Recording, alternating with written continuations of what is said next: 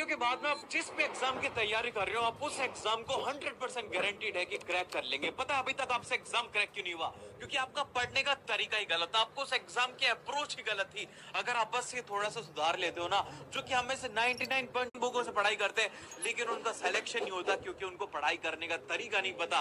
वो पढ़ाई तो करते हैं लेकिन एक इतनी ज्यादा गधा मेहनत करते हैं कि उनको कभी रिजल्ट नहीं मिलता। सो अगर आपको रिजल्ट चाहिए तो इस वीडियो को आखिरी तक जरूर से देखना। So hello everyone, I am Ayush Punia and welcome to Seekho the official show board exam tip. तो भाई देखो यहाँ पर टिप नंबर 1 और सबसे ज्यादा इंपॉर्टेंट टिप है जो कि एक टॉपर के अंदर और एक लूजर स्टूडेंट के अंदर जो कि कभी एग्जाम नहीं क्रैक कर पाता उसके अंदर एक चीज देखी गई है।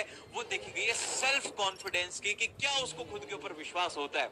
हम में से अधिकतर लोगों को खुद के ऊपर डाउट होता है कि क्या मैं कर पाऊंगा, मुझसे नहीं होगा, मैं नहीं कर सकता। हमेशा हमारे दिमाग के अंदर यही डाउट आता है। लेकिन एक बार सोच करके देखो कि आप में किस चीज की कमी है। आप भी भगवान के अंश हो। एक बात याद रख लेना, जब भी डिमोटिवेटेड फील रहे, आप भी एक भगवान के अंश, आप जो चाहे वो आप कर सकते हो।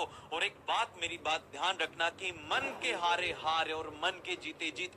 आखिरी तक आपको अपने मन में हार नहीं मानी। हमेशा बोलना है कि मैं एग्जाम को क्रैक कर सकता हूँ। उस करोड़ों की भीड़ को मत देखो, आपको क्या चाहिए, बस एक ही सीट चाहिए। तो उसके लिए आपको मेहनत करनी होगी। और आज ऐसे आप बोलिए कि यस भैया आई विल डू इट। अब ये जब आप एक लाइन लिखेंगे ना, आपको अंदर से कॉन्फिडेंस फील होगा। अगर आप अंदर से मन से मान लेना कि मैं उस एग्जाम को क्रैक कर लूंगा, तो 50% तो काम यहीं पे हो गया। तो ये कमेंट भी कर देना, अगर कमेंट करने में आलस करोगे तो फिर कैसे उस एग्जाम को क्रैक करोगे? ठीक है, इसलिए अपने आप को बोलो कि मैं कर सकता हूं, मैं कर सकता हूं। फिर उसके बाद में जो नेक्स्ट और सेकंड इंपॉर्टेंट टिप आती है कि अब क्या पढ़ना है, कैसे पढ़ना है। गोल्डन स्ट्रेटेजी दे रहा हूं जिससे कि आप किसी भी एग्जाम को क्रैक कर सकते हो। भाई देखो, इसके अंदर मैं आपको 3 पॉइंट बताऊंगा। इसमें पॉइंट नंबर 1 है कि पूरा सिलेबस कंप्लीट करने की कोशिश करो। जो भी आपके एग्जाम के अकॉर्डिंग है उस अकॉर्डिंग आपको सिलेबस को कंप्लीट करना है। फिर उसके बाद में सेकंड चीज आपको जो ध्यान रखनी है कि जिस भी एग्जाम की आप तैयारी कर रहे हो उसके लिए आपको प्रीवियस ईयर क्वेश्चंस उसके करने जरूरी है।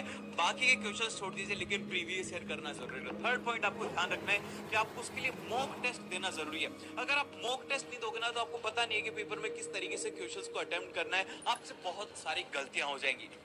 और अब इसके बाद विषय नंबर 3 चीज आती है जो कि हम में से अधिकतर बच्चे गलतियां करते हैं, वो है प्रैक्टिस। हम में से अधिकतर लोग क्या सोचते हैं कि यार क्वेश्चंस कौन सॉल्व करेगा, क्वेश्चन सॉल्व नहीं करना चाहिए। लेकिन मैं आपको एक बात बताता हूं कि अगर आप अपने एग्जाम की तैयारी कर रहे हो और अगर आप उसके लिए क्वेश्चन सॉल्व नहीं करते तो आपका दिमाग उस अकॉर्डिंग रिएक्ट नहीं करता। और एक वहीं पे दूसरा स्टूडेंट है जो कि हर दिन के 50 क्वेश्चन करता है। अब मानिए कि आपके पास में 50 क्वेश्चन आएंगे, वो अलग अलग तरीके के अगर आपने क्वेश्चन सॉल्व करना सीख लिया तो उन्हीं में से क्वेश्चन आपके एग्जाम में आएंगे। और अगर आप क्वेश्चन सॉल्व नहीं करेंगे तो आपका दिमाग बहुत धीरे सोचेगा, आप बाकी लोगों से ज्यादा टाइम लेंगे और आप बाकी लोगों से कम